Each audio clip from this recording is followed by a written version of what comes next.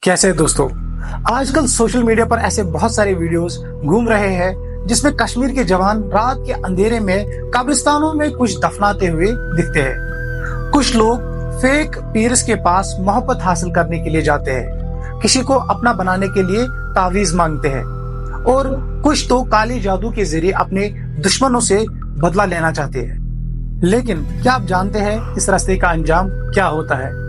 ये कहानी है एक ऐसे ही शख्स की जिसका नाम था हमजा। लोग कहते हैं कि वो किसी वक्त बहुत परेशान था, उसका काम बंद हो गया था, बीवी रूठ गई थी और जिंदगी हर मोड़ पर अंधेरों में थी। तब उसने एक गलत रास्ता चुना, काले जादू का। वो रात को कब्रिस्तान पर जाता, जिन्नात का नाम लेता और कुर्बानियां देता। शुरू में सब ठीक होने लगा, पैसा आया, दुश्मन मिटा दिए गए और लोग उससे डरने लगे। लेकिन कुछ महीने बाद उसकी बीवी पागल हो गई, घर में अजीब साये दिखने लगे।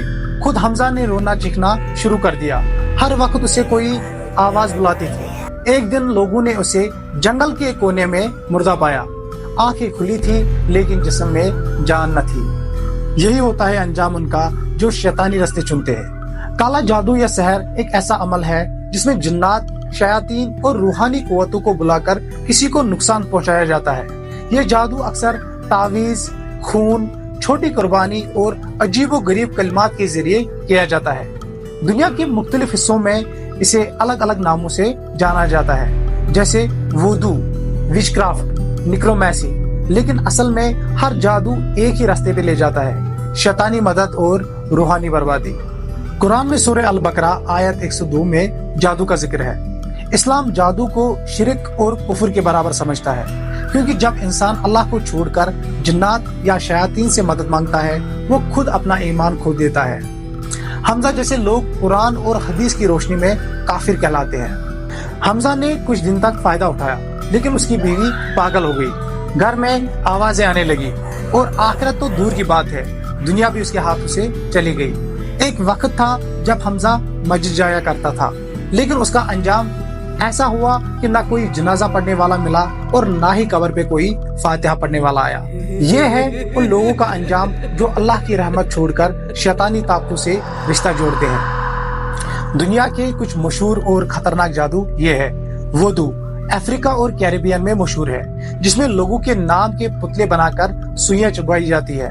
निक्रोमैसी मुर्दों की रूहों को बुलाकर उनसे मदद लेना। बाइंडिंग स्पेल्स किसी को जिंदगी भर के लिए रूहानी तौर पर कैद करना। लव स्पेल्स इश्क का जादू, जिसमें मोहब्बत या रिश्ता पाने के लिए किसी का जहन कंट्रोल किया जाता है। ये सब जादू सिर्फ दुनिया को बर्बाद नहीं करते बल्कि आखिरत तबाह कर देते हैं। हमजा को अगर किसी ने कुरान की रोशनी दिखाई होती तो शायद उसका अंजाम अलग होता, लेकिन आपके पास वक्त है।